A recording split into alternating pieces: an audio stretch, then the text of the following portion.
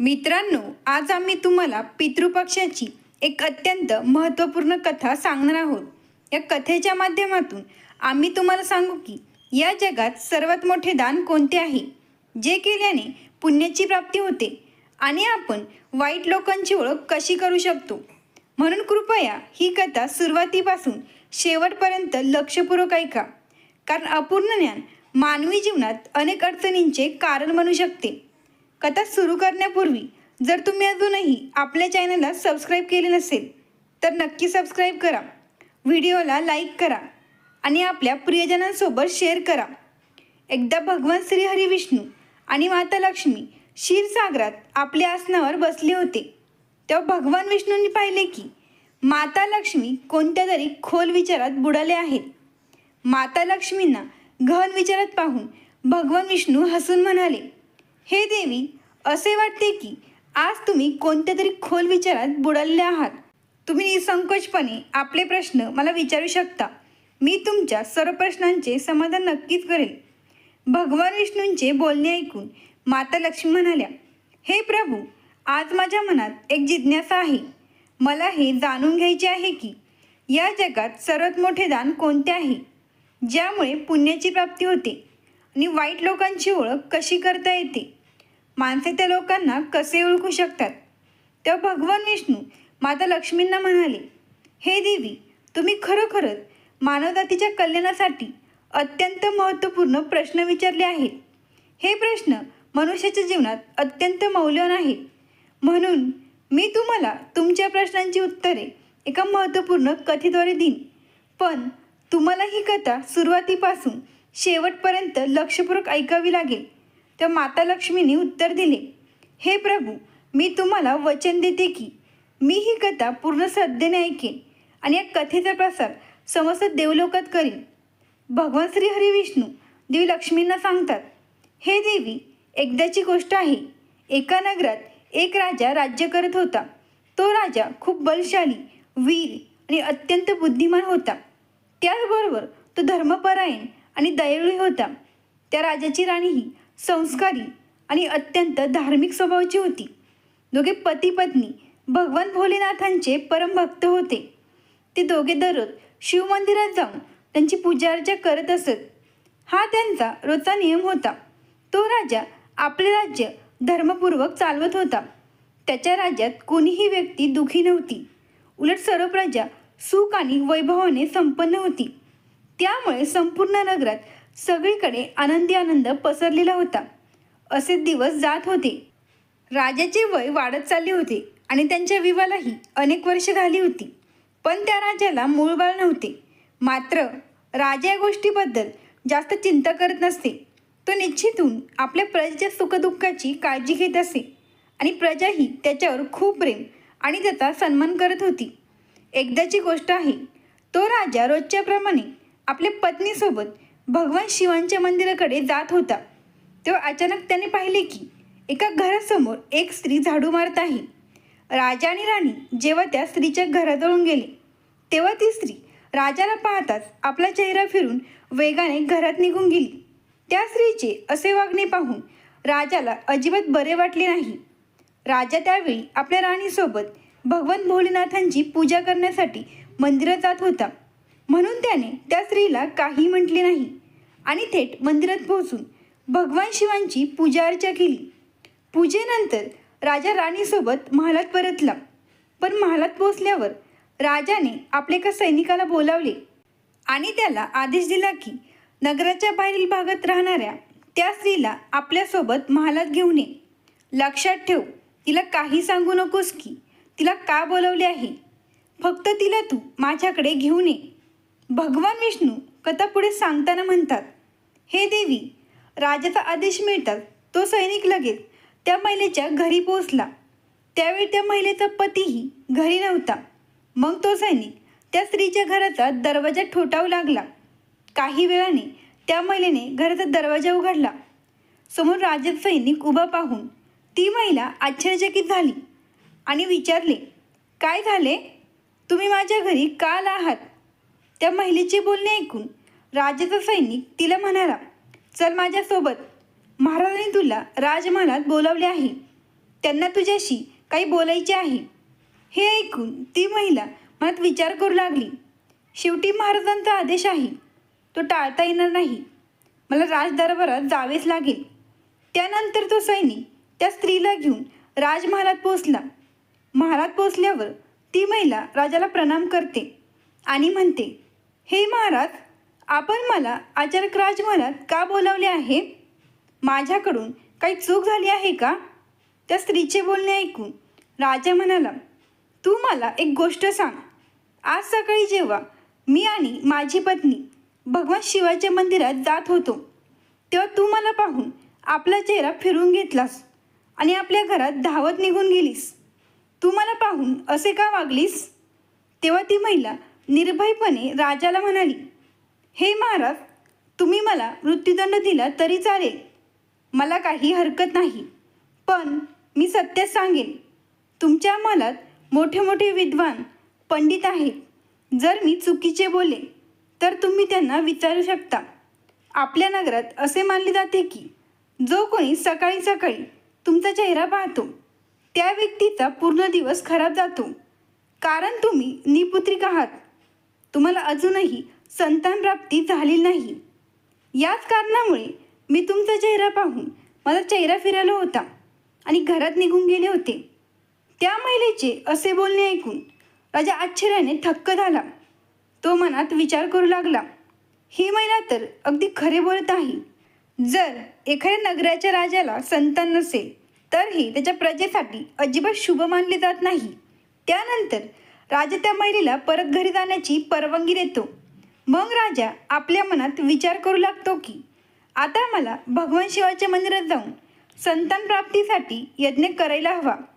असा विचार करून तो राजा आपल्या कक्षात परत येऊन राणीला म्हणतो, हे प्रिये, आपल्या नगरातील लोक आपला चेहरा पाहणेही पसंत करत नाहीत, कारण आपल्याला अजूनही संतान नाही. म्हणून आपण भगवान शिवाच्या मंदिरात जाऊन संतान प्राप्तीसाठी यज्ञ करायला हवा. आपण भोलेनाथांच्या मंदिरात जाऊन भगवान शिवांना प्रार्थना करूया की त्यांनी आपल्याला पुत्र प्रदान करावा. राजाचे बोलणे ऐकून राणी ही त्याची गोष्ट मान्य करते. मग राजा आणि राणी दोघेही भगवान शिवाच्या मंदिरात पोहोचतात आणि भगवान शिवांची पूजा करून संतान प्राप्तीसाठी यज्ञाचे आयोजन करतात. भगवान विष्णू कथा पुढे सांगताना म्हणतात, हे देवी, पुत्रप्राप्तीसाठी राजा आणि राणीने यज्ञाचे आयोजन केले, पण यज्ञ संपन्न झाल्यानंतरही त्यांना संतान प्राप्ती झाली नाही. यज्ञ निष्फळ झाल्याने राजा अत्यंत निराश झाला. यज्ञ करणारे पंडितजीही विचारात पडले. पंडितजींनी मनात विचार केला, आत्तापर्यंत मी जेवढे यज्ञ केले आहेत त्यापैकी एकही यज्ञ आजपर्यंत अयशस्वी झाला नाही. याचा अर्थ असा आहे की कदाचित या राजाच्या नशिबातच दोष आहे आणि असे वाटते की ईश्वराने या राजाच्या नशिबात संतान योग लिहिलेला नाही. म्हणूनच संतान प्राप्तीचा यज्ञ करूनही त्याला संतान प्राप्ती झाली नाही. राजा सर्वतोपरी प्रयत्न करून थकला होता आणि आता तो खोल निराशेच्या गर्तेत बुडाला होता. तो दिवस रात्र मुलाच्या कमतरतेबद्दल विचार करत आणि चिंतेत गळून जात असे. एके दिवशी सिंहासनावर बसल्या बसल्या राजाला अचानक एक गोष्ट आठवली की दुसऱ्या नगराच्या वनात एक महात्माजी राहतात, ज्यांची कीर्ती दूरदूरपर्यंत पसरलेली आहे. राजाच्या मनात विचार आला, कदाचित त्या महात्मांकडे माझ्या दुःखावर काहीतरी उपाय असेल. जर मी त्यांच्याकडे गेलो तर ते मला पुत्रप्राप्तीचा काहीतरी उपाय सांगू शकतील. मला त्यांच्याकडे जायलाच हवे. आपल्या मनात हा निर्णय घेऊन राजा लगेच राणीकडे जातो आणि तिला म्हणतो, हे प्रिये, दुसऱ्या नगराच्या वनात एक महान तपस्वी आणि ज्ञानी महात्माजी राहतात. मला वाटते की आपण त्यांच्याकडे जायला हवे. कदाचित ते आपल्याला पुत्रप्राप्तीचा काहीतरी मार्ग सुचवतील. मग राणीसुद्धा राजाच्या गोष्टीची सहमत झाली. राणी म्हणाली, हे स्वामी, तुमचे म्हणणे अगदी बरोबर आहे. आपण महात्माजींना अवश्य भेटले पाहिजे. राणीची संमती मिळाल्यावर राजा आणि राणी दोघेही एका रथात बसून महात्माजींच्या भेटीसाठी दुसऱ्या नगराच्या वनाकडे निघाले. काही वेळाने ते दोघे वनात पोहोचले. रथातून उतरून राजा आणि राणी दोघेही जंगलाच्या आत जाऊ लागले. उंच सकल रस्त्यांवरून चालत ते महात्मांच्या आश्रमाकडे पुढे सरसावले. भगवान विष्णू कथा सांगताना पुढे म्हणतात, हे देवी. मग राजा आणि राणी वनाच्या आत महात्माजींच्या कुटीजवळ पोहोचतात. तिथे ते पाहतात की महात्माजी एका विशाल वृक्षाखाली ध्यानमग्न होऊन साधनेत लीन आहेत. हे दृश्य पाहून राजा आणि राणी काही वेळ शांत उभे राहतात, जेणेकरून महात्माजींच्या साधनेत कोणताही अडथळा येऊ नये. काही वेळाने महात्माजी आपल्या साधनेतून बाहेर येतात आणि डोळे उघडतात. तेव्हा ते पाहतात की राजा आणि राणी त्यांच्यासमोर दोन्ही हात जोडून उभे आहेत. ते महात्माजी राजाला चांगले ओळखत होते, म्हणून ते राजाला पाहताच ओळखतात आणि राजाला हसून म्हणतात, हे राजन, आज तुम्ही अचानक आमच्याकडे कोणत्या कारणास्तव आला आहात? तेव्हा राजाने नम्रपणे महात्माजींना प्रणाम केला आणि त्यांना आपली व्यथा सांगितली. त्याने सांगितले की कसे त्यांनी पुत्रप्राप्तीसाठी यज्ञ केला, पण सर्व व्यर्थ गेले. सर्व ऐकल्यावर महात्माजी काही क्षणांसाठी शांत झाले आणि त्यांनी डोळे मिटले. ते ध्यानस्थ होऊन राज्य जीवनातील घटनांचे आंतरिक दृष्टीने अवलोकन करू लागले. काही वेळाने महात्माजींनी डोळे उघडले आणि गंभीर स्वरात म्हणाले, राजन, मी तुझ्या जीवनातील एक असे सत्य पाहिले आहे जे ऐकून तुला कदाचित वाईट वाटेल. तुझ्या मागील जन्मात केलेल्या एका पापाचे फळ या जन्मात तुझ्या नशिबावर भारी पडले आहे. तू मागील जन्मात एक असे घोर पाप केले होते ज्याच्या परिणामी या जन्मात तुझ्या नशिबी संतान प्राप्तीचा योग नाही. याच कारणामुळे तुझे सर्व प्रयत्न निष्फळ होत आहेत. भगवान विष्णू कथा सांगताना पुढे म्हणतात, हे देवी. महात्माजींचे बोलणे ऐकून राजा त्यांच्या पाया पडला आणि विनवणी करत म्हणाला, हे गुरुवर्य, कृपा करून असे म्हणू नका. तुम्हीच आमच्या दुःखावर काहीतरी उपाय सुचवा. राजाची ही व्याकुळता पाहून महात्माजींनी त्याला आधार देऊन आपल्या पायांवर उठवले आणि म्हणाले, हे राजन, एवढी अधीरता तुला शोभत नाही. तू एका वैभवशाली नगराचा राजा आहेस आणि तुझ्या डोळ्यात हे अश्रू अशोभनीय आहे. मी आता तुला तुझ्या त्रासातून बाहेर पडण्याचा उपाय सांगतो, जो केल्यावर तुला नक्कीच पुत्राची प्राप्ती होईल. एवढे बोलून ते महात्माजी आपल्या कुटीच्या आत जातात आणि थोड्या वेळाने हातात एका वाटीत खीर घेऊन बाहेर येतात. त्यांनी ती खीर राजाला देत म्हटले, राजन, महालात पोचल्यावर तुम्ही आणि राणीसाहेब दोघी स्नानानंतर ही खीर प्रसाद म्हणून ग्रहण करा. असे केल्याने तुम्हाला निश्चितच पुत्रप्राप्ती होईल. पण राजन, माझी एक गोष्ट लक्षात ठेव. या पुत्राचे आयुष्य फक्त 20 वर्षांचे असेल. ज्या दिवशी तुमच्या पुत्राचे वय 20 वर्षे होईल त्याच दिवशी त्याचा मृत्यू होईल. महात्माजींची ही गोष्ट ऐकून राजा खोल विचारात पडला. तो मनात विचार करू लागला, चला, 20 वर्षांसाठी का होईना, पण आमच्यावरील हा निपुत्रेकतेचा कलंक तर मिटेल. आम्हाला मुलाची सुख तर मिळेल. राजाने मनातल्या मनात ही गोष्ट स्वीकारली आणि महात्माजींना विनंती केली, हे गुरुवर्य, तुमचा आशीर्वाद आणि मार्गदर्शन स्वीकार आहे. कृपा करून आम्हाला ही संधी द्या. महात्माजींनी हसून राजाला आशीर्वाद दिला. राजा आणि राणीने महात्माजींना प्रणाम केला, त्यांची चरणवंदना केली आणि विनम्रपणे आभार व्यक्त केले. त्यानंतर राजा आणि राणी आपल्या रथात बसून महालाकडे परतली. महालात पोचल्यावर राजा आणि राणी स्नान इत्यादी करून भगवान भोलेनाथांचा प्रसाद मानून श्रद्धेने ती खीर ग्रहण करतात. त्यानंतर काही दिवसांनी राणी गर्भवती होते, ज्यामुळे राणी खूप आनंदी होते. जेव्हा राजा ही शुभ बातमी ऐकतो तेव्हा तोही आनंदाने नाचू लागतो. संतान प्राप्तीची ही सुखद बातमी ऐकल्यानंतर राजाने महात्माजींप्रती आपली कृतज्ञता व्यक्त करण्याचा निश्चय केला. त्यानंतर राजा आपल्या रथात खूप सारे फळं, फुले, वस्त्रे आणि इतर भेटवस्तू घेऊन वनातील महात्माजींच्या कुटीकडे निघाला. कुटीजवळ पोहोचून राजाने आपला रथ थांबवला आणि विनम्र भावाने खाली उतरून महात्माजींकडे पोहोचला. त्यावेळी महात्माजी ध्यानमग्न बसले होते. राजाने त्यांच्याजवळ जाऊन सर्व वस्त्रे, फळे, फुले त्यांना समर्पित केली आणि खूप आदराने प्रणाम करत म्हणाला, हे गुरुवर्य, तुमच्याच कृपेने आम्हाला संतान प्राप्तीचे सुख मिळणार आहे. म्हणून तुम्ही माझी ही छोटीशी भेट कृपा करून स्वीकारा. महात्माजी राजाच्या विनम्रतेने आणि कृतज्ञतेने खूप प्रसन्न झाले. त्यांनी राजाची भेट स्वीकारून त्याला आशीर्वाद दिला आणि म्हटले, राजन, तुझ्या भक्तीने आणि संकल्पनाने तुझे जीवन फळले आहे. ते अनमोल आहे. जा, तुझी संतान गुणवान आणि धर्मनिष्ठ हो. त्यानंतर राजाने महात्म्यांचा आशीर्वाद घेऊन त्यांच्याकडून निरोप घेतला आणि आपल्या रथात बसून परत महालाकडे प्रस्थान केले. महालात परत येऊन राजा खूप आनंद साजरा करतो.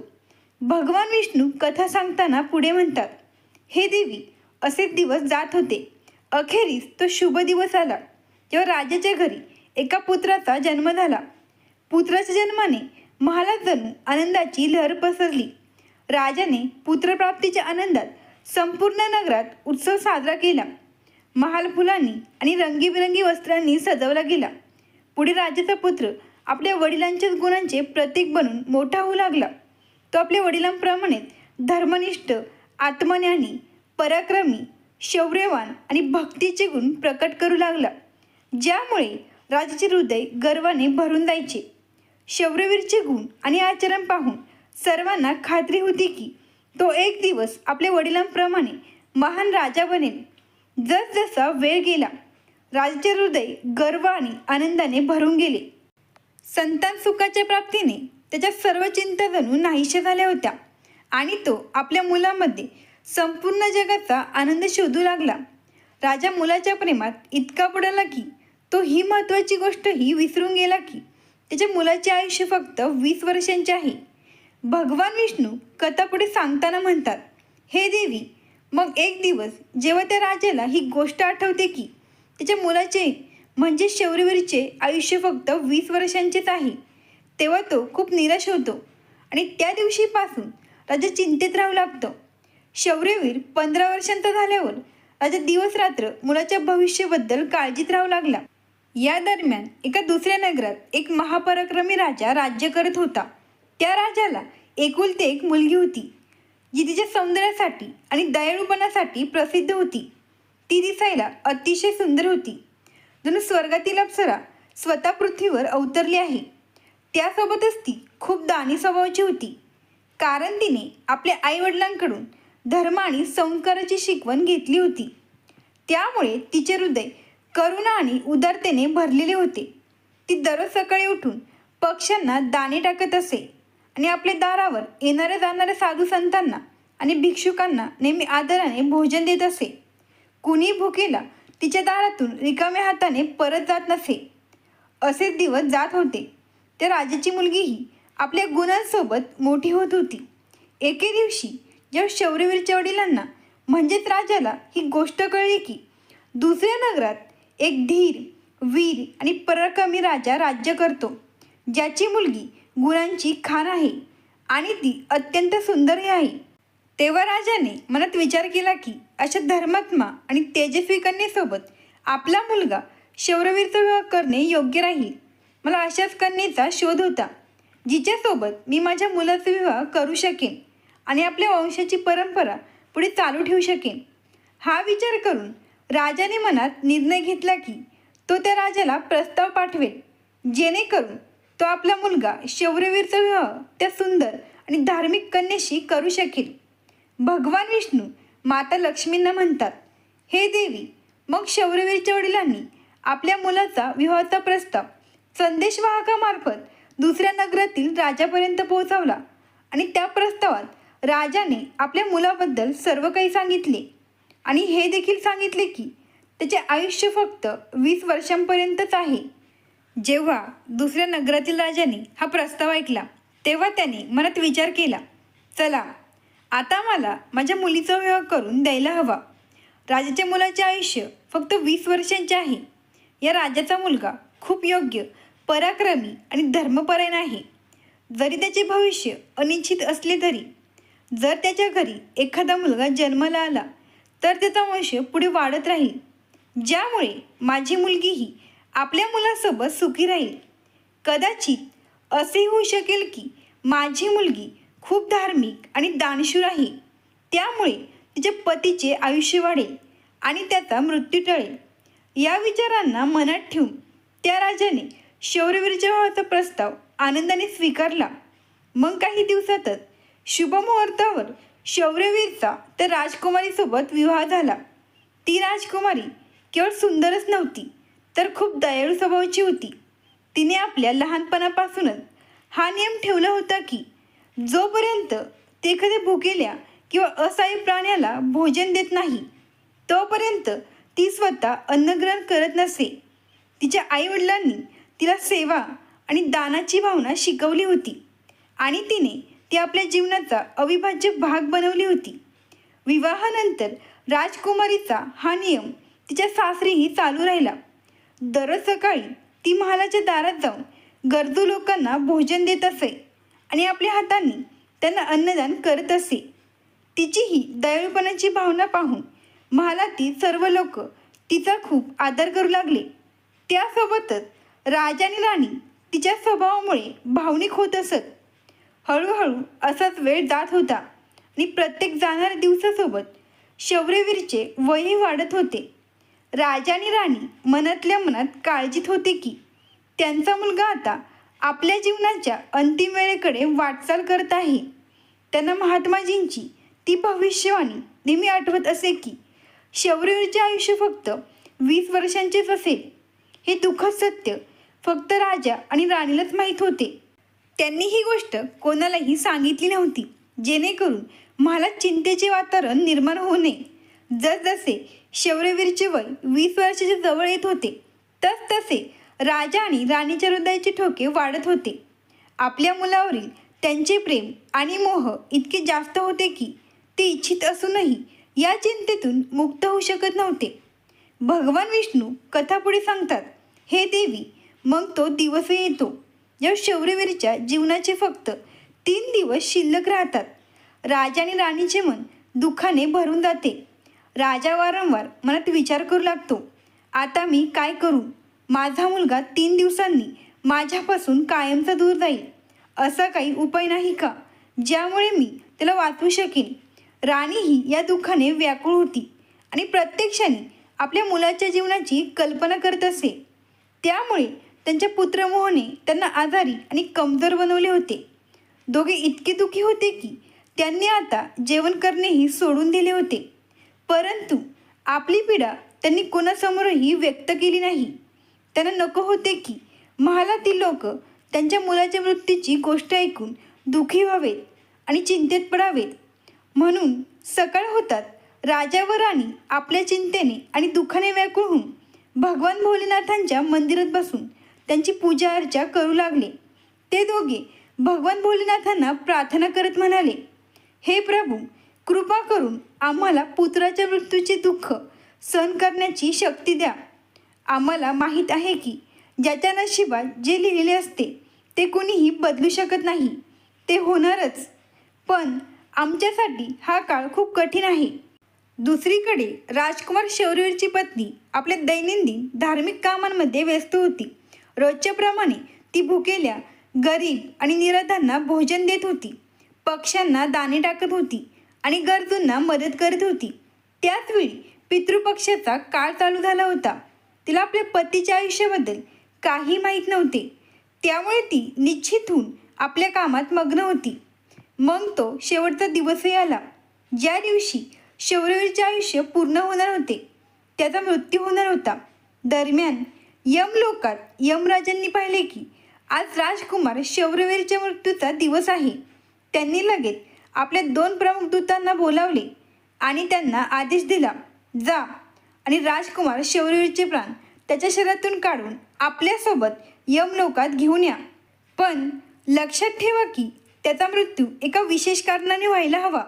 त्याचा मृत्यू सापाच्या दंशानेच होईल. जेव्हा साप राजकुमार शौर्यवीरच्या पायाला एकामागून एक 2 वेळा दंश करेल, तेव्हाच त्याचे प्राण आमच्याकडे येऊ शकतील. यासाठी तुम्ही दोघे एका सापाकडे जाऊन त्याला राजकुमार शौर्यवीरच्या मृत्यूसाठी प्रेरित करा. यमराजांच्या आदेशानुसार ते दोघे दूत यमलोकातून पृथ्वीवर जाण्यासाठी तयार झाले. भगवान विष्णू माता लक्ष्मींना म्हणतात, हे देवी, ते दोघे यमदूत राजकुमार शौर्यवीरचे प्राण घेण्यासाठी आकाशमार्गाने पृथ्वीलोकावर पोहोचतात आणि आपल्या मायेच्या प्रभावाने एका सापाला शौर्यवीरला मारण्यासाठी प्रेरित करतात. त्या सापाने मनात विचार केला की आज मला राजमहालाच्या सुंदर बागेत प्रवेश करायला हवा आणि तिथे फिरायला हवे. मला पाहायचे आहे की राजमहालाची बाग कशी आहे. मग कोणत्याही अडथळ्याशिवाय तो साप हळूहळू महालाच्या बागेत प्रवेश करतो. योगायोगाने ही तीच बाग होती जिथे राजकुमार शौर्यवीर दररोज फिरायला येत असे. त्याचवेळी यमराजांचे 2 दूत राजमहालाच्या बागेच्या दाराजवळ उभे राहिले. ते दोघे बागेच्या आतल्या हालचालींवर लक्ष ठेवून होते. काही वेळाने राजकुमार शौर्यवीर त्या बागेत फिरायला येतो. राजकुमार शौर्यवीरला सापाची तिथे असण्याची जाणीव नव्हती आणि तो आपल्या विचारात हरवून बागेत फिरू लागतो. तेव्हा ते दोघे यमदूत मनात विचार करतात, आता थोड्याच वेळात राजकुमार शौर्यवीरचे आयुष्य संपण्याची वेळ जवळ येईल. आम्ही त्या क्षणाची वाट पाहत आहोत जेव्हा हा साप राजकुमारला आपला दंश मारेल.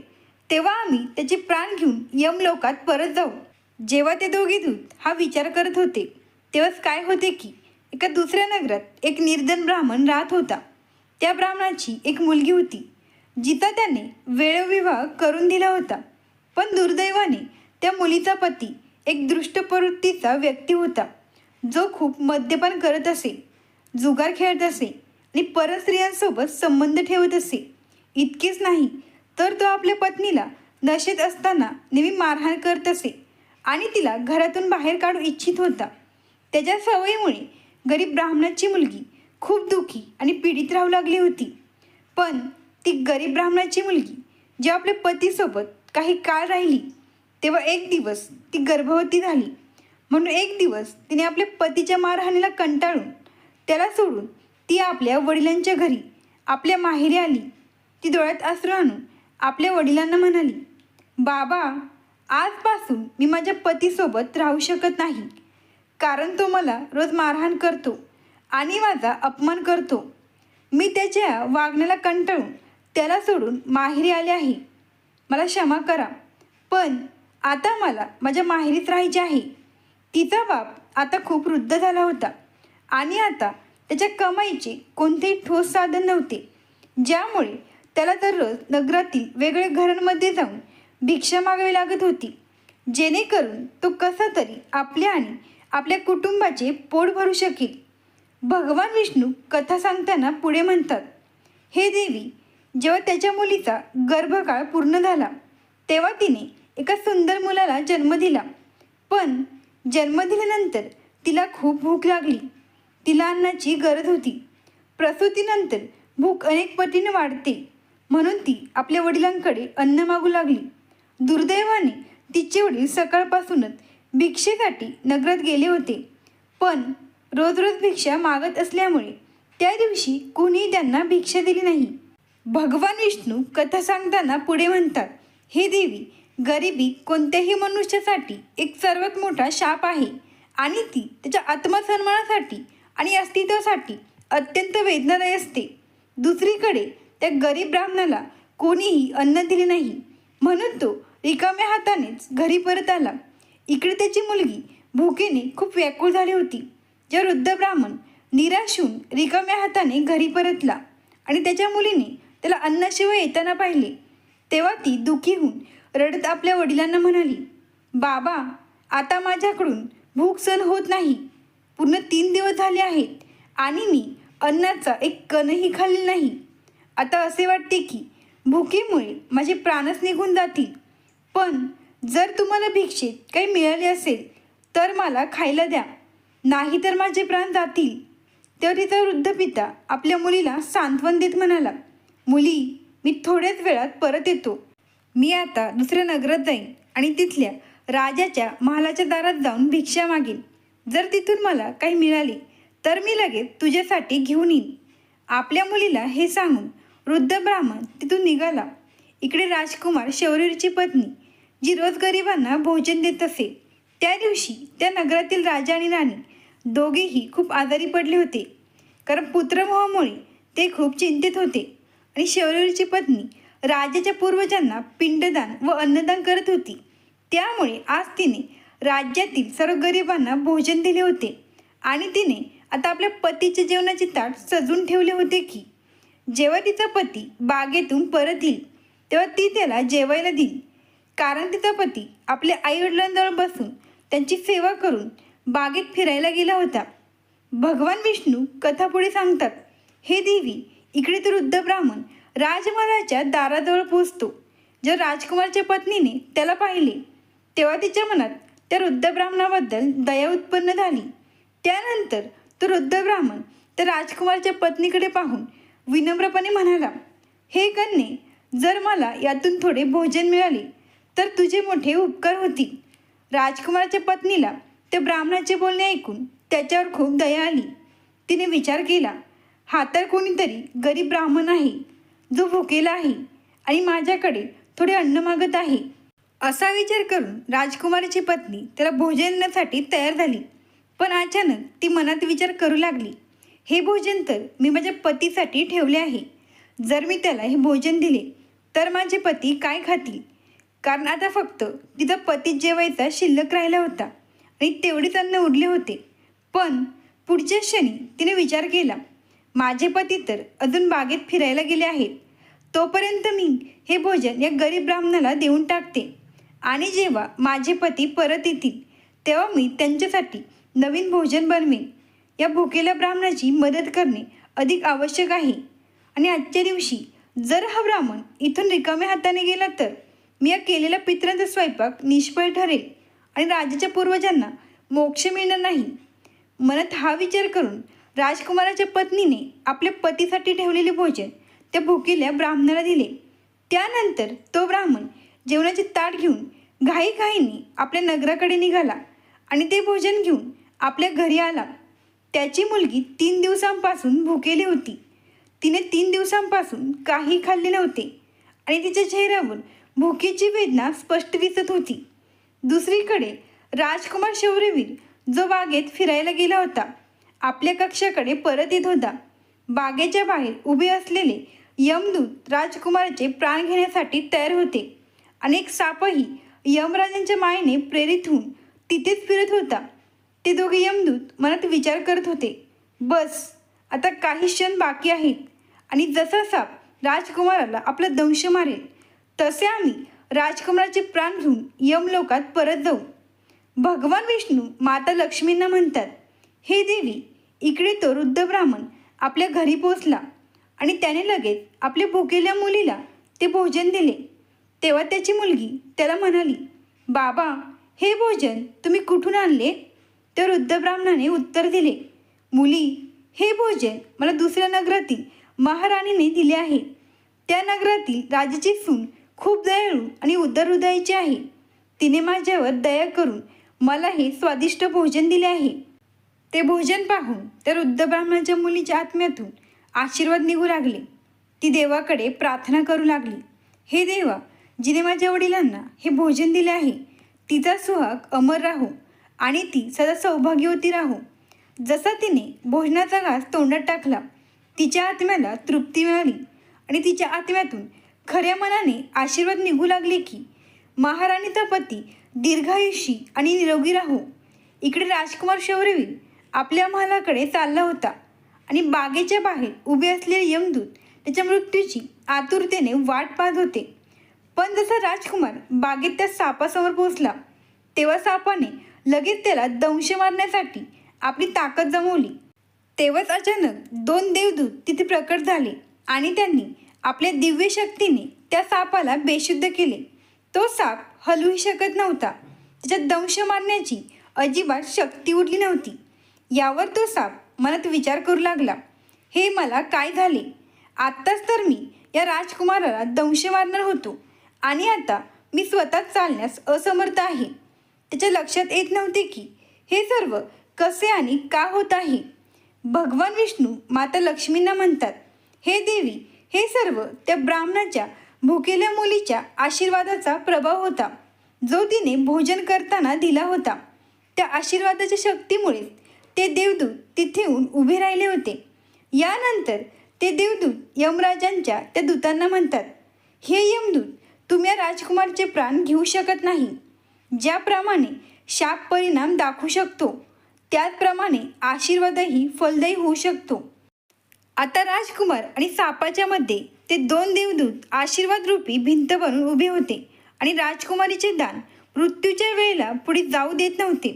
मग ते यमदूत त्या देवदूतांना म्हणतात, हे देवदूतांनो, तुम्ही सर्व इथून परत जा आणि आम्हाला आमचे काम करू द्या, कारण आमचा उद्देश या राजकुमाराचे प्राण घेऊन यमलोकात परत जाणे आहे.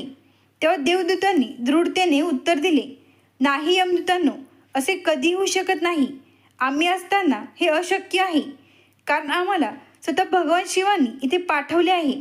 दोन्ही पक्षांमध्ये वाद सुरू झाला आणि मग हा वाद हळूहळू युद्धात बदलला. देवदूतांच्या अद्वितीय शक्तीसमोर यमदूत असहाय्य झाले आणि हार मानून यमलोकात परत गेले. यमलोकात पोहोचून यमदूतांनी यमराजांना सांगितले, हे यमराज, आम्ही त्या राजकुमाराचे प्राण घेऊ शकलो नाही. तेव्हा यमराज आपल्या त्या दूतांना म्हणतात, ही कशी विडंबना आहे, तुम्ही लोक रिकाम्या हाताने का परत आलात? यमराजांचे बोलणे ऐकून यमदूत यमराजांना म्हणतात, हे महाराज, आम्ही त्या राजकुमाराचे प्राण घेण्यासाठी गेलो होतो, पण अचानक कुठून तरी दोन देवदूत आमच्यासमोर येऊन उभे राहिले आणि त्या दोघांसमोर आमची कोणतीही शक्ती कामी आली नाही.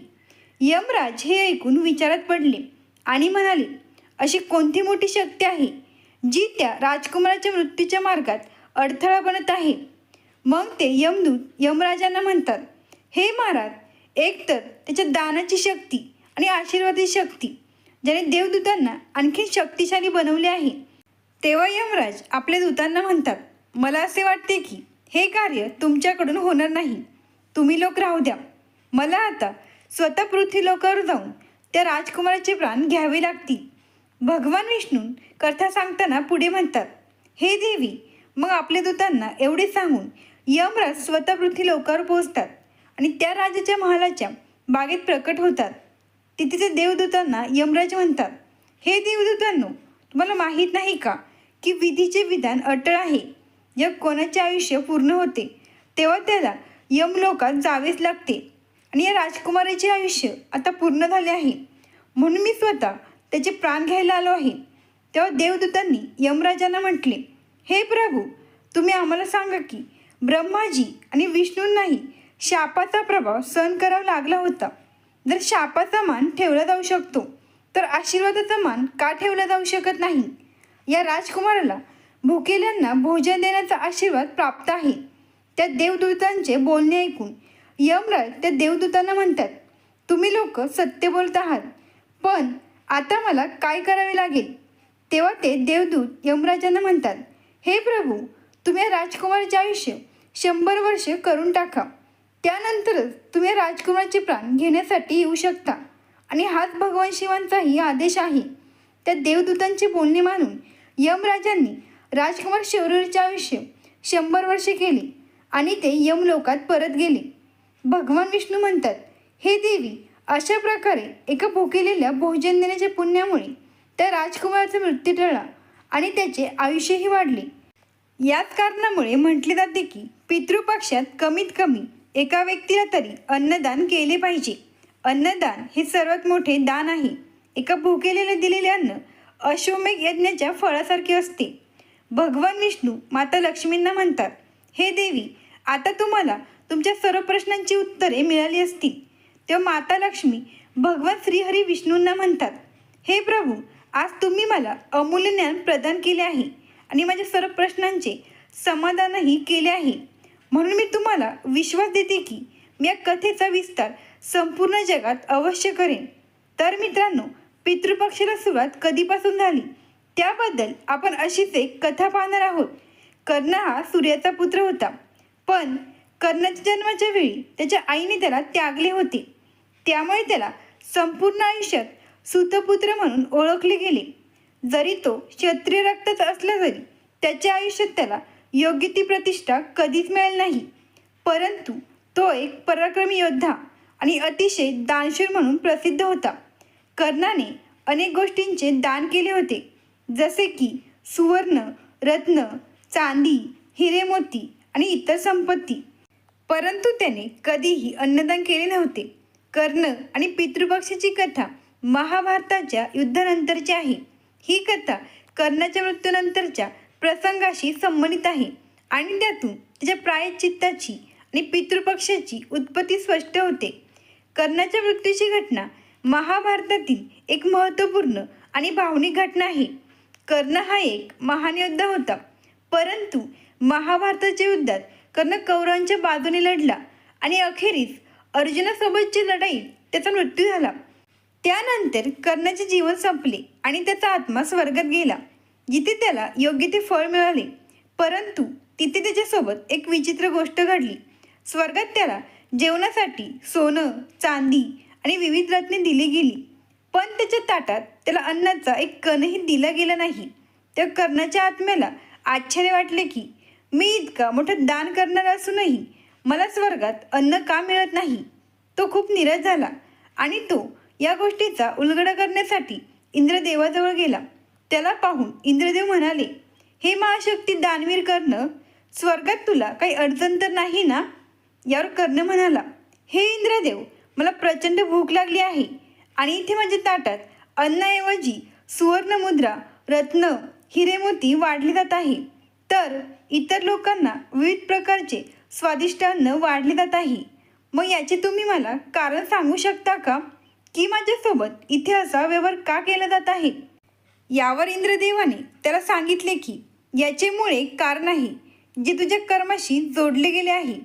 मनुष्य आपल्या जीवनकाळात जितके दान पुण्य करतो, तितकेच तो मेल्यावर त्याच्या आत्म्याला ते प्राप्त होते. पण हे इंद्रदेव, मी तर माझ्या आयुष्यात नेहमीच दान करण्यात कसलीच कमतरता सोडली नाही, हे तुम्हाला देखील माहीत आहे. यावर इंद्रदेव म्हणाले, मला माहीत आहे, कारण तू तुझ्या आयुष्यात आजवर खूप दान केले आहे आणि ते युगानुयुग आठवणीसुद्धा ठेवले जाईल. तू तुझ्या संपूर्ण आयुष्यात सुवर्ण, रत्ने आणि हिरे मोती यांचे दान केले आहे, पण तू कधीच अन्नदान केले नाही व तुझ्या पूर्वजांना त्यांच्या मृत्यूनंतर कधीच अन्नाचा घासही दाखवला नाहीस. त्यामुळे तुला इथे अन्नाऐवजी सोनं आणि रत्ने मिळत आहेत. हे ऐकल्यावर कर्णाला खूप वाईट वाटले. तो इंद्रदेवाला म्हणाला, हे इंद्रदेव, मला याबद्दल आपण सविस्तर मार्गदर्शन करावे. मग इंद्रदेवांनी कर्णाला पिंडदानाचे महत्त्व सांगितले. पिंडदान हा हिंदू धर्मातील एक महत्त्वाचा धार्मिक विधी आहे. तो पितृपक्षाच्या काळात आपल्या पितरांच्या आत्म्यांना शांती मिळावी आणि मोक्ष मिळवून देण्यासाठी केला जातो. पिंड म्हणजे भाताचे किंवा पिठाचे छोटे गोळे, जे काळे तीळ, ज्वारी, गहू आणि इतर धान्य वापरून बनवले जातात. या पिंडीद्वारे आपल्या पूर्वजांना अर्पण करून त्यांना तृप्त केले जाते. पिंडदान करण्याचा उद्देश असा असतो की मृत व्यक्तीच्या आत्म्याला मोक्ष मिळावा, तसेच त्यांचा पुढील प्रवास सुखकर व्हावा. त्यासोबतच आपल्या नातेवाईकांनाही जेव घातली जाते. आता कर्णाच्या लक्षात आले की अन्नदान हे सर्वात महत्त्वाचे पुण्यकर्म आहे आणि ते त्याने आपल्या आयुष्यात कधीच केले नव्हते. कर्णाने इंद्राला विनंती केली की त्याला पुन्हा पृथ्वीवर परत पाठवावे, जेणेकरून तो आपल्या पितरांसाठी अन्नदान करू शकेल. कर्णाच्या प्रामाणिक विनंतीमुळे इंद्रदेव प्रसन्न झाले आणि त्यांनी कर्णाला 15 दिवसांसाठी पृथ्वीवर परत पाठवले. या काळात कर्णाने अत्यंत भक्तिभावाने आपल्या पितरांसाठी अन्नदान केले आणि श्राद्धविधी केले. त्याच्या या अन्नदानामुळे त्याच्या पितरांची आत्मा तृप्त झाली आणि त्यालाही आत्मशांती मिळाली. कर्णाच्या या कृतीनंतर पितृपक्षाची परंपरा सुरू झाली. पितृपक्षात 15 दिवसांच्या कालावधीत आपल्या पितरांना पिंडदान आणि अन्नदान, त्यासोबतच जल अर्पण करून त्यांना शांती दिली जाते. पितृपक्ष हा काळ पूर्वजांच्या आत्म्याच्या तृप्तीसाठी समर्पित असतो आणि त्या दरम्यान केलेले श्राद्धविधी हे अत्यंत पुण्यकारक मानले जातात. अशाच एका पौराणिक कथेनुसार आपण आणखीन एक कथा पाहणार आहोत. एका गावात एक सावकार राहत होता. त्याला 2 मुलं होती. मोठ्या मुलाचे नाव इंद्रसेन होते, तर धाकट्याचे नाव धर्मसेन होते. सावकाराने आपल्या दोन्ही मुलांची लग्न मोठे थाटामाटात केले होते, त्यामुळे त्यांना आता कसलीच चिंता राहिली नव्हती. ते आपले जीवन भगवंताच्या स्तुतीमध्ये आरामात जगत होते. पण एके दिवशी अचानक हृदयविकाराच्या तीव्र झटक्याने त्या सावकाराचा मृत्यू होतो आणि त्या कुटुंबावर शोककळा पसरते. त्यानंतर 2-3 महिने असेच निघून जातात आणि हळूहळू त्या दोन्ही भावांमध्ये संपत्तीवरून वाद होण्यास सुरुवात होते.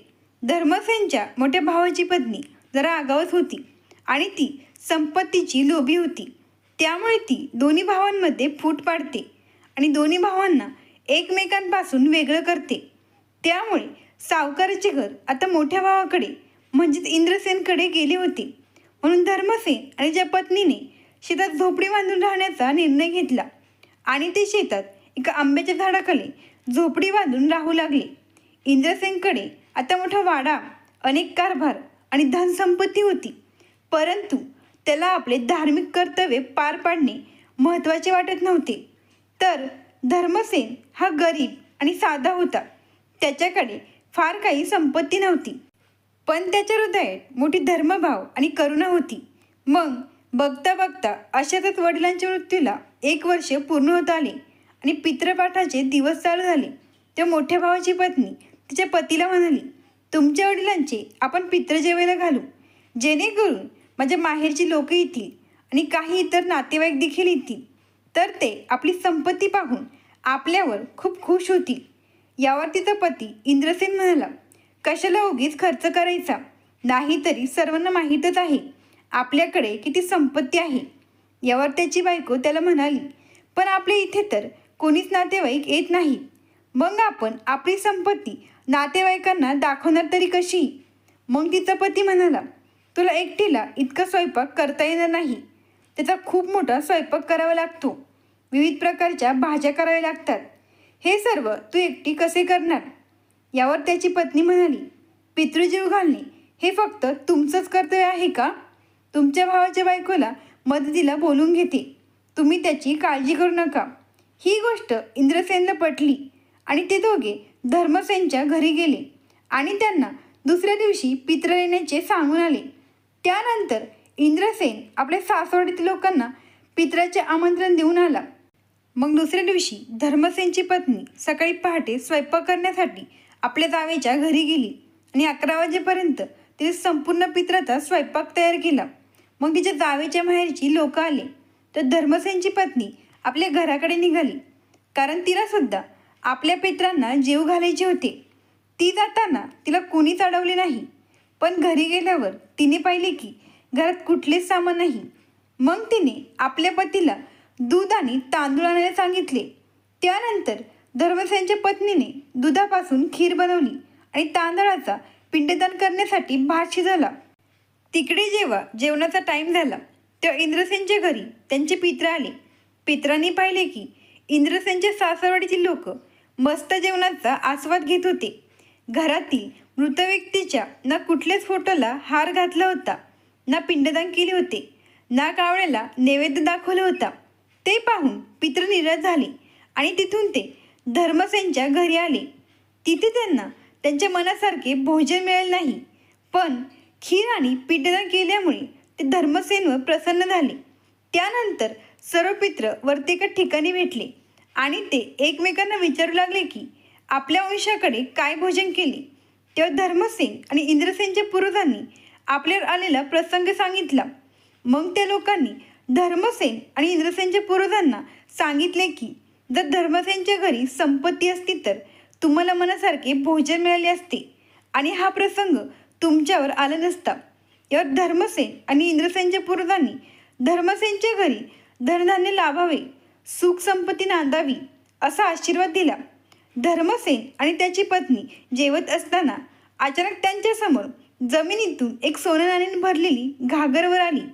ते पाहून त्या पती पत्नीला खूप आनंद झाला आणि त्यांच्या लक्षात आले की आपले पितृ आपल्याला पावले आहेत, ते आपल्यावर खुश झाले आहेत. त्यानंतर धर्मसेन खूप श्रीमंत झाला. मात्र तिकडे इंद्रसेनचे आता वाईट दिवस चालू झाले होते. त्याच्या घरात अडचणी सुरू झाल्या, व्यवसायात घसरण झाली आणि जे कुटुंब संकटात आले. त्याने अनेक उपाय केले, पण काही सुधारणा झाली नाही. हळूहळू त्याची सर्व संपत्ती निघून गेली आणि ते पूर्ण कर्जात बुडाले.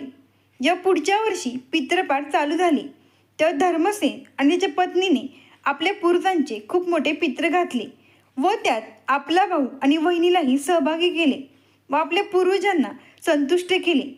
मग त्याच्या पुढील वर्षी धर्मसेन आणि त्याच्या पत्नीने आपल्या मोठ्या भावाला आणि त्याच्या पत्नीला पितरांचे साध्यविधी कसे करायचे हे शिकवले. त्यांच्या मार्गदर्शनाखाली इंद्रसेन आणि त्याच्या पत्नीने विधिवत पूर्ण आपल्या पूर्वजांचे पित्र घातले. त्यानंतर हळूहळू त्यांच्या जीवनात सकारात्मक बदल घडू लागले. त्यासोबतच त्याच्या व्यवसायात सुधारणा झाली व कुटुंबातील समस्या दूर झाल्या. त्या पती पत्नीला समजले की पितरांचे आशीर्वाद आणि धर्माच्या पालनाचे महत्त्व किती आहे. ही कथा सांगते की संपत्ती आणि ऐश्वर्य महत्त्वाचे असले तरी धार्मिक कर्तव्य आणि आपल्या पितरांचे आशीर्वाद प्राप्त करणे हे अधिक महत्त्वाचे आहे. गरीब असले तरी योग्य मार्गाने वागणे आणि दुसऱ्यांना मदत करणे हे जास्त मौल्यवान आहे. पितृपक्ष हिंदू धर्मातील एक विशेष कालावधी आहे जो आपल्या पूर्वजांना श्रद्धांजली अर्पण करण्यासाठी समर्पित असतो. हा काळ भाद्रपद महिन्याच्या शुक्ल पक्षाच्या पौर्णिमेपासून सुरू होतो आणि अश्विन महिन्याच्या कृष्ण पक्षाच्या अमावस्येपर्यंत चालतो. साधारणपणे पितृपक्ष 15 दिवसांचा असतो. या काळात लोक आपले पितृ म्हणजेच पूर्वज यांच्यासाठी श्राद्ध, तर्पण आणि पिंडदान करतात. मनुष्य जेव्हा देहत्याग करतो तेव्हा त्याच्या आत्म्याला त्याने केलेल्या कर्मानुसारच नवीन जन्म प्राप्त होतो किंवा मोक्षप्राप्तीचा मार्ग भेटतो. आपल्या केलेल्या कर्मानुसारच एकतर त्याला वैकुंठ प्राप्त होते किंवा स्वर्गलोक, किंवा तो नरकात जातो, किंवा त्याला नवीन शरीर प्राप्त होते. परंतु ज्या आत्म्याचा काही निर्णय घेतला जात नाही तोपर्यंत ती आत्मा पितृलोकात आपले निवास करते आणि तोपर्यंत निवास करते जोपर्यंत तिचा काही निर्णय घेतला जात नाही. परंतु पितृपाठाच्या या 15 दिवसांसाठी आर्यवा स्वामी हे पितृलोकाचे द्वार खोलतात. त्यावेळी सर्व पितृ आपल्या प्रियजनांना भेटायला पृथ्वीलोकवर प्रवेश करतात आणि 1 वर्षासाठी लागणारे जल व भोजन प्राप्त करतात, जे त्यांच्या कुटुंबाद्वारे नैवेद्य म्हणून त्यांना दिले जाते. जे लोक आपल्या पितरांना म्हणजेच पूर्वजांना या पितृपक्षात विनयपूर्वक आवाहन करून त्यांना भोजन प्रदान करतात त्यांचे पितृ अत्यंत प्रसन्न होतात. जेव्हा पितृ तृप्त आणि प्रसन्न होऊन पुन्हा पितृलोकात जातात तेव्हा जात्यावेळी आपल्या प्रियजनांना आशीर्वाद देऊन जातात, ज्यामुळे त्यांचे सर्व दुःख दूर होतात आणि कुटुंबात शांती राहते. त्यासोबतच त्या कुटुंबातील दारिद्र्यता नष्ट होते. तसेच जे लोक आपल्या पितरांना जल, भोजन, पिंडदान करत नाही त्यांचे पितृ पृथ्वीलोकातून उपाशीत पितृलोकात परततात आणि ते निराश व असंतुष्ट होतात. त्यामुळे त्यांच्या कुटुंबातील व्यक्तींना किंवा त्या कुटुंबाला पितृदोषाला सामोरे जावे लागते. जसे की सतत घरात कोणी ना कोणी आजारी पडणे, कमवलेला पैसा न टिकणे, व्यवसायात नुकसान होणे, मुलामुलींचे लग्न न होणे, अशा अनेक परिस्थितींना त्यांना सामोरे जावे लागते. पितृलोकांच्या देवतेचे नाव आर्यमा स्वामी असे आहे आणि कावळा हे त्यांचे वाहन आहे. पितरांच्या दिवशी कावळ्याला आवाहन केले जाते. असे मानले जाते की जोपर्यंत कावळा त्या नैवेद्याला शेवत नाही तोपर्यंत आपल्या पितरांनी भोजन केले नाही असे मानले जाते. कावळा आपल्याद्वारे दिलेले भोजन आपल्या पूर्वजांपर्यंत म्हणजेच आपल्या पितरांपर्यंत पोहोचवतो. या दिवशी कुत्र्याला सुद्धा नैवेद्य चारला जातो, कारण कुत्रा यमराजाचा दूत मानला जातो आणि त्याला पितरांचे संदेशवाहक म्हणून पाहिले जाते. त्यासोबतच या दिवशी गायीलाही नैवेद्य चारला जातो, कारण गाय ही हिंदू धर्मात अत्यंत पूजनीय मानली जाते. गायीत सर्व देवी देवतांचा वास असतो. ज्याची परिस्थिती चांगली आहे त्याने या दिवशी 21 लोकांना जेव घातले पाहिजे. मध्यमवर्गीयांनी कमीत कमी 4 ते 5 लोकांना जेव घातले पाहिजे. जर एखादा खूपच गरीब असेल तर त्याने आपल्या पूर्वजांच्या फोटोसमोर 1 ग्लास पाणी ठेवून त्यांचे स्मरण केले पाहिजे. कर्ज घेऊन पितृपाठ केले नाही पाहिजे, त्यामुळे आपले पितर निराश होतात. आपल्या योग्यतेनुसारच पितृपाठ केले पाहिजे. पितृपक्ष थाळीमध्ये चणा डाळ वडे, उडीद डाळ वडे, आळू वडी आणि कांदा भजी, पाटवडी, तांदळाची खीर, कढी, आमटी भात, कुरडई, पापड असे असते. त्याचबरोबर भाज्यांमध्ये मेथीची भाजी, बटाटा भाजी, लाल भोपळा भाजी, गवार भाजी, भेंडी भाजी आणि कारल्याची भाजी यांचा समावेश होतो. पितृपक्ष थाळीमध्ये कढी आणि तांदळाची खीर यांचे विशेष महत्त्व असते. मात्र पितृपक्ष जेवणातील हे पदार्थ प्रांतानुसार आणि पद्धतीनुसार बदलतात. काही ठिकाणी कांदा लसूण विरहित स्वयंपाकही केला जातो. आता तुम्हाला प्रश्न पडला असेल की आम्ही 2 भाऊ आहोत किंवा 3 भाऊ आहोत, मग पितृदोष मलाच का? त्याचे कारण असे आहे की आपल्या पूर्वजांना ज्याचा लळा असतो किंवा त्यांनी त्याला सर्वात जास्त काही दिलेले असते, पितरांनाही त्याच व्यक्तीकडून आशा असते, त्यामुळे त्या व्यक्तीच्या मागे पितृदोष लागतो. आणि ज्याच्या मागे पितृदोष लागतो त्याने हा एक उपाय करावा, तो म्हणजे फुलपात्रात पाणी घेऊन त्यात 2-3 थेंब गंगाजल टाकावे आणि ते नित्यनेमाने 16 दिवस महादेवाच्या पिंडीवर अर्पण करावे. ज्या दिवशी आपण एखादा उपवास पकडतो त्या दिवशी आपल्याला जर रडू येत असेल किंवा आपली चिडचिड होत असेल तर आपण समजून जायचे की आपले पितृ उपाशी आहेत. त्यासोबतच रात्री झोपल्यावर जर आपल्याला 2 तासाच्या आतमध्ये जाग येत असेल तर आणि जाग आल्यावर आपल्याला काही खाऊशी वाटत असेल किंवा पाणी पिऊशी वाटत असेल तर आपण समजून जावे की आपले पितृ उपाशी आहेत किंवा ते तहानेने व्याकुळ आहेत. या कथेतून हे शिकवले जाते की अन्नदान हे अत्यंत महत्त्वाचे दान आहे, कारण ते आत्म्याच्या तृप्तीसाठी आवश्यक असते.